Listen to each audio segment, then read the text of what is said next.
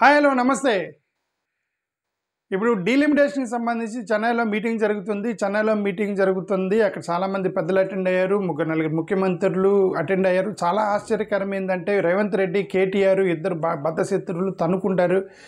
ఎప్పుడు చూసినా గొడవ పడతారు. కానీ బీఆర్ఎస్ చాలా స్ట్రాటజిక్ స్టెప్ వేసిందని నాకైతే అర్థమైంది. BRS has taken the wonderful decision. ఎందుకనంటే వాళ్ళు ఇదిగా బీజేపీని నమ్ముకుంటే మనకు పోయేటట్టుకున్నామని వాళ్ళు రియలైజ్ అయ్యి బీజేపీకి వ్యతిరేకంగా వెళ్తున్నామని సిగ్నల్ ఇవ్వడానికి కేటీఆర్ ఈ మీటింగ్ అటెండ్ అయ్యాడు. మేము సెక్యులర్ వైపే ఉన్నామనేటువంటి ఒక సిగ్నల్ ఇచ్చాడు కేటీఆర్. అది డెఫినెట్గా it is going to help BRS in Telangana. There is no doubt in this. But ఎటు తిరిగి వచ్చి మనకు వచ్చినటువంటి అతిపెద్ద సమస్య ఎక్కడి నుంచి వస్తుందని, ఆంధ్రప్రదేశ్ నుంచి సమస్య వచ్చిందని నేను చెప్పాను. అనుకున్న ప్రకారం ఇది జరిగింది. ఆంధ్రప్రదేశ్లోనే మనకు సమస్య వచ్చింది. ఆంధ్రప్రదేశ్లోనే సెక్యులర్కి సంబంధించినటువంటి పార్టీలతో కలిసి వెళ్ళడానికి ఎవరు ముందుకు రాలేదు అనేది ఒకటైతే అర్థమైంది. మనం వైఎస్ జగన్మోహన్ రెడ్డి గారు వాళ్ళ పార్టీ వాళ్ళు అటెండ్ అవుతారని నేను నేను ఒక మీటింగ్ పెట్టాను. నేను కూడా ఒక వీడియో పెడితే జగన్ గారు వెళ్తున్నారు అనుకున్నాను. ఎందుకంటే నేను న్యూస్ పేపర్లో చూసి నేను I felt very happy that somebody is from YSRCP attending that meeting అని నాకు అనిపించి నేను వీడియో పెట్టాను. కానీ ఇప్పుడు వెళ్ళలా. సరే, ఎనివే వీ స్టిల్ ఇదిగో నేను వైఎస్ఆర్సీపీకి సంబంధించిన ఏమంటారు శ్రేయోభిలాషిగా వైఎస్ఆర్సీపీ మంచి కోరుకునేవాడిలాగా జగన్మోహన్ రెడ్డి గారి మంచి క్షేమం కోసం వైఎస్ఆర్ ఫ్యామిలీ క్షేమం కోరుకునేవాడిని. నేను మా సుబ్బారెడ్డి గారిని రెగ్యులర్ కలుస్తుంటాను కాబట్టి సుబ్బారెడ్డి గారి యొక్క క్షేమం కోసం నేను అక్కడ అంటే ఎవరెవరైతే నాకు తెలిసిన వాళ్ళు చాలా తక్కువ మంది ఉన్నారు వైఎస్ఆర్సీపీలో. నిజం మాట్లాడితే ఆ తెలిసిన తక్కువ మంది ఉన్నా సరే ఆ తక్కువ మంది క్షేమం కోసమని నేను మీ క్షేమం కోసమే నేను ఇదంతా చెబుతున్నాను. ఓకే, అదేంటంటే ఇప్పుడు సరే నాయకులు చాలామంది వైఎస్ఆర్సీపీ పార్టీని వదిలేసిపోతున్నారు. చాలామంది నాయకులు వెళ్ళిపోతుంటే నేను పార్టీ కష్టాల్లో ఉన్నప్పుడు నాయకులు వెళ్ళిపోయే వాళ్ళు వెళ్ళిపోండి అంటే అర్థం మా మీద ప్రేమ లేదని అర్థం, ఉండి పోతే పోండి అనేటువంటి మైండ్ సెట్తో ఉన్నారు అని చెప్పేసి మొన్న రీసెంట్గా ఎన్టీవీలో ఒక కథనం వచ్చింది. అందరూ చూసి ఉంటారు. ఓకే, దానికి చాలా వ్యూస్ కూడా వచ్చాయి. 50,000 దాకా వ్యూస్ కూడా వచ్చాయి. ఓకే, అంటే 50,000 మంది చూసారు ఆల్రెడీ. ఏంటంటే వైఎస్ఆర్సీపీలో నాయకులు పోయినా పట్టించుకోవట్లేదు, వాళ్ళని బుజ్జగించట్లేదు, మీరు వెళ్ళొద్దని వాళ్ళు ఈ యొక్క ప్రయత్నాలు చేయట్లేదు. ఎందుకంటే ఉంటే పోతారు అనే మైండ్ సెట్తో ఉన్నారు వైఎస్ఆర్సీపీలో. ఎందుకు అనంటే నాయకుడి కష్టాల్లో ఉన్నప్పుడు వదిలేసిపోయే వాళ్ళు నిజాయితీ పరులు కాదు అని వాళ్ళ ఐడియాలో ఉండుండొచ్చు. బహుశా ఏదైనా సరే నాయకులు పోతే పెద్ద కష్టం ఉండదు.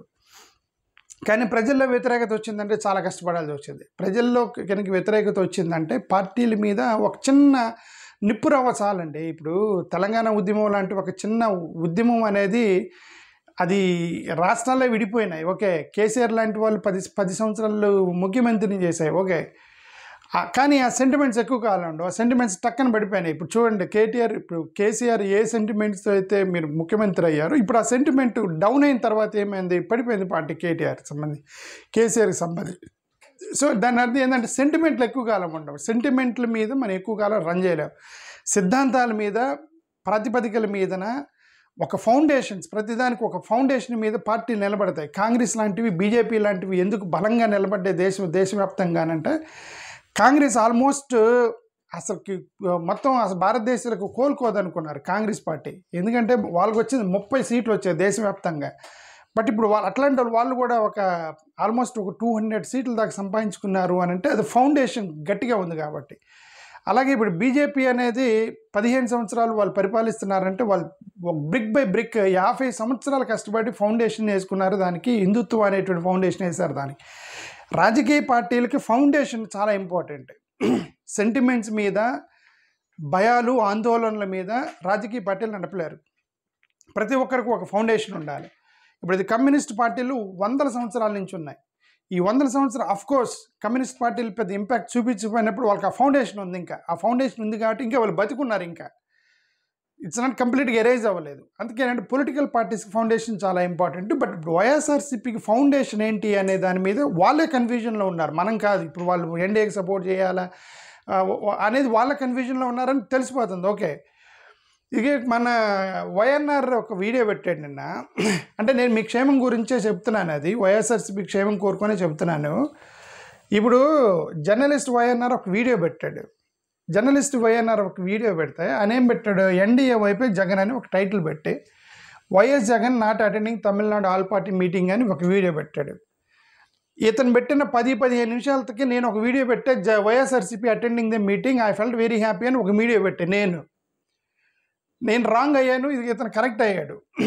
బికాజ్ ఈ జర్నలిస్ట్ కాబట్టి ఇతనికి సమాచారం ఉండుండిద్ది. నేను జర్నలిస్ట్ని కాదు కాబట్టి నేనంతా న్యూస్ పేపర్లు వాటి మీద డిపెండ్ అవుతాను కాబట్టి నేను రాంగ్ అయ్యా. ఇతను సమాచారం వచ్చి ఉండొచ్చు, అతనికి యాక్సెస్ ఉండొచ్చు. So he got the good answer, I mean better clarity than me. Okay, but anyway నేను దీని గురించి మాట్లాడలే. నేనేమన్నానంటే నాయకులు పోతే పోతారు, వస్తే వస్తారు అని అనుకోవచ్చు, కానీ ప్రజలు ఏమనుకుంటున్నారు మన గురించి అనేది మీరు ఐడెంటిఫై చేయకపోతే చాలా కష్టపడాల్సి వచ్చింది, ఇబ్బంది పడతారు. ఎందుకంటే పార్టీ క్షేమం కూడా నేను చెప్తున్నాను. ఏంటంటే ఇతను ఈ వీడియో పెట్టగానే ఇక్కడ చూడండి 1.3 లైక్స్ వచ్చాయి ఈ వీడియోకి. 1.3 లైక్స్ వచ్చాయి, 381 కామెంట్స్ వచ్చాయి. ఇతను వైఎస్ఆర్సీపీకి అనుకూలంగా మాట్లాడతాడు అనేటువంటి పేరుంది. ఇతను ఒకవేళ వైఎస్ఆర్సీపీకి అనుకూలంగా నేను మాట్లాడను, నేను జర్నలిస్ట్ని, ఇండిపెండెంట్ జర్నలిస్ట్ అని అనొచ్చు. బట్ ప్రతి ఒక్కరికి ఒక వర్షన్ ఉండేది. ఈ జర్నలిస్ట్ వైఎన్ఆర్ వ్యక్తి వైఎస్ఆర్సీపీకి అనుకూలంగానే మాట్లాడతాను, ఆ యొక్క వర్షన్లోనే మాట్లాడతాడనేటువంటి ఒక పేరు ఉంది. కాబట్టి ఇతన్ని ఫాలో అయ్యే వాళ్ళు మేజర్గా వైఎస్ఆర్సీపీ వాళ్ళే ఫాలో అవుతున్నారు జర్నలిస్ట్ వైఎన్ఆర్ని. ఇప్పుడు ఈ జర్నలిస్ట్ వైఎన్ఆర్ పెట్టిన వీడియో కింద కామెంట్ చాలామంది 380 మంది 400 మంది కామెంట్లు చేశారు. ఆ కామెంట్లు చేసిన వాళ్ళు మొత్తం వైఎస్ఆర్సీపీ అభిమానులు. దీన్ని నేను ఎందుకు చెప్తున్నానంటే ఈ కామెంట్లు రాసిన వాళ్ళు వైఎస్ఆర్సీపీ పార్టీ అభిమానులు. వాళ్ళు ఏమంటున్నారు అనేది మీకు అర్థమైందా? మీరు చూసారా? ఈ వీడియో కింద కామెంట్లు చదివారా? పెద్దలు, డెసిషన్ మేకర్స్, వైఎస్ఆర్సీపీ పెద్దలు ఈ వీడియో కింద కామెంట్లు చదివారా మీరు? నేను చదివి వినిపిస్తాను మీకు. చూడండి, ఇక్కడ జగన్ వెళ్తే బాగుండేది, ఇది నా అభిప్రాయం. 73 మంది లైక్ చేశారు దానికి. జగన్ గారు మీరు వెళ్తే బాగుంటుంది, పార్టీలకు అతీతంగా మీరు పాల్గొనాలి. జగన్ గారు మీరు తప్పకుండా వెళ్ళాలని నా అభిప్రాయం. జగన్ ఖచ్చితంగా వెళ్ళాలని నేను కోరుకుంటున్నాను. ఎన్ని కామెంట్స్ చూడండి. Okay, as a hard core Jagan fan, Jagan should attend the meeting in Tamil Nadu. Congress నుంచి షర్మిల ఉంది కదా అంటే కాంగ్రెస్ ప్రెసిడెంట్ ఏదో రాశారు. జగన్ గారు మీరు బీజేపీకి సపోర్ట్ మంచిది కాదు, బీజేపీ మిమ్మల్ని అన్ని దేశాల్లో అవమానిస్తూ గుర్తించండి. Blunder mistake by Jaganmohan Reddy తప్పక వెళ్ళాలి. తమిళనాడు సీఎం స్టాలిన్తో మంచి సంబంధాలు జగన్మోహన్ రెడ్డి. జగన్ పోరాట శక్తి కోల్పోయారు, రాజకీయాల నుంచి తప్పుకుంటే ఇంకో పొలిటికల్ పార్టీ కనీసం పోరాడుతుంది. అంత పెద్ద అవసరం లేదు, జగన్ పోరాడగలడు, కానీ ఏదో ఆపుతున్నారని నేను అనుకుంటాను. Okay, Jagan has capacity of doing that, but maybe he's waiting for something. Let us give him some time. Okay, తప్పదుగా పని ఏదో ఇది నెగిటివ్ కామెంట్ చేస్తారు. జగన్ వెళ్ళకపోతే మంది కాంగ్రెస్ సపోర్ట్ అంటారు. ఇది ఎంత ఏంటంటే వైసీపీలో ఉన్న వాళ్ళు కొంత తమిళనాడులో ఎవరు అధికారంలో ఉత్తరాది వైపు పోరాడతారు. జగన్ గారు మరలా తప్పు చేస్తూ ఎదురు వారికి మీరే అవకాశం ఇచ్చినట్టుంది, ఆలోచించండి. సార్ ఎన్ని చదివానండి? 380 కామెంట్లు చదివాను. 380 కామెంట్లు ఈ వీడియో కింద మొత్తం జగన్ గారు వెళ్తే బాగుండేది. అంటే నేనేమన్నానంటే నాయకులు పోతే పోతారు, ఉంటే ఉంటారు, మన పార్టీలు మనం పట్టించుకోవట్లేదు అని అన్న ప్రజల అభిప్రాయాలను కూడా పట్టించుకోకపోతే అది పార్టీలకి ఫౌండేషన్ ఇచ్చేది వీళ్ళే. నేను ఇందాక ఫౌండేషన్ గురించి అంటే వీళ్ళే ఫౌండేషన్. ఎవరైతే మీ కింద కామెంట్లు చేస్తూ కమాన్ జగన్ గారు వీఆర్ విత్ యూ అని అంటున్నారో వాళ్ళందరూ మీ అభిమానులు. మీ అభిమానులు ఏమనుకుంటున్నారో కూడా మీరు అర్థం చేసుకోలేని పొజిషన్లో ఉంటే మనం ఏం చేస్తాం చెప్పండి? జగన్ గారు ఆలోచించండి ఒకసారి, కాంగ్రెస్ అధిష్టానం ఆలోచించండి. మీ అభిమానులు ఏం కోరుకుంటున్నారు మీ దగ్గర నుంచి అనేది మీరు అర్థం చేసుకోలేకపోయారా? ఓకే, ఇది వైఎన్ఆర్ పెట్టిన వీడియో.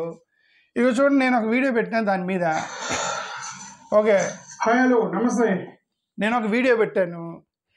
జనరల్గా చూడండి, జనరల్గా నా వీడియో నేనే లైక్ చేసుకోవడం మర్చిపోయాను. ఓకే, జనరల్గా నా వీడియోలకి ఇంతమంది లైకులు కొట్టరు, నాకు తెలియదు ఎందుకో. ఓకే, జనరల్గా నా వీడియోకి ఇప్పుడు కూడా ఒక 50,000 వ్యూస్, 50,000, 30,000 to 50,000 మధ్యలో వ్యూస్ వస్తే ఒక 500 లైక్స్ ఉంటాయి జనరల్గా నా వీడియోలకి. అయితే ఈ వీడియోకి చూసింది కేవలం 16,000 మందే, ఓన్లీ 17,000 మంది చూశారు వీడియోని, కానీ 620 మంది లైక్ కొట్టారు నా వీడియోని. అంటే అర్థం ఏంటి? 620 మంది లైక్ కొట్టారంటే వీళ్ళందరూ నా ఛానల్ ఫాలో అయ్యే వాళ్ళు కూడా వైఎస్ఆర్సీపీ వాళ్ళే, జగన్ ఫ్యాన్సే. జగన్ ఫ్యాన్స్ మీరు వెళ్తే బాగుండేది అనేది మీ అభిమానులు కోరుకుంటున్నారని అర్థం. మీ అభిమానులు కోరుకుంటున్నారు. నాయకులు పోతే పోతారు, ఉంటే ఉంటారు. నాయకులను పట్టించుకోవాల్సిన అవసరం లేదు. కానీ మీ అభిమానులు, మీ ప్రజలు, మీకు ఓటేసేవాళ్ళు, మీ పార్టీని భుజాన్ని ఎత్తుకొని మోసేవాళ్ళు క్షేత్రస్థాయిలో ప్రజలు ఏమనుకుంటున్నారు అనేది మీరు అర్థం చేసుకుంటున్నారా లేదా అనేది ఒకసారి ఆలోచించమని మీ పార్టీ అధిష్టానాన్ని కోరుతున్నాం. ఓకే, ఇది నేను అదే చెప్తున్నా. 620 లైక్స్ వచ్చాయి. నాకు మేబీ ఇంత తక్కువ వ్యూస్ వచ్చి ఇన్ని ఎక్కువ లైక్స్ రావటం ఇదే ఫస్ట్ టైం జగన్మోహన్ రెడ్డి గారికి. ఈ వీడియో మీద వెళ్తే బాగుండని. ఇక చూడండి, ఇంకో వీడియో ఉంది. నియోజకవర్గాల పునర్విభజనపై ప్రధాని మోదీకి వైఎస్ జగన్. ఇది చూడండి, Jaganmohan Reddy sir, YS Jagan letter to PM Modi over delimitation అని జగన్మోహన్ రెడ్డి గారు లెటర్ రాశారు.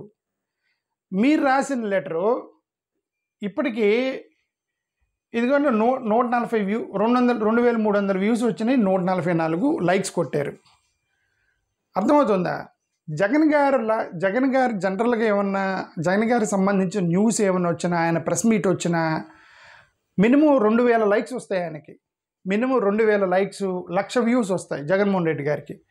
జగన్మోహన్ రెడ్డి గారు లెటర్ రాశారని చెప్పి వీడియో పెడితే వీళ్ళు పెట్టిన గంటన్నర 2 గంటలు అయిపోయింది. 2000 మంది చూశారు. లైక్స్ 100 మంది కూడా కొట్టలేదు అంటే మీరు రాసిన లెటర్ కూడా వాళ్ళకి సంతృప్తి చెందలేదు మీ అభిమానులు అని అర్థం, మీ ఫాలోవర్స్ అని అర్థం.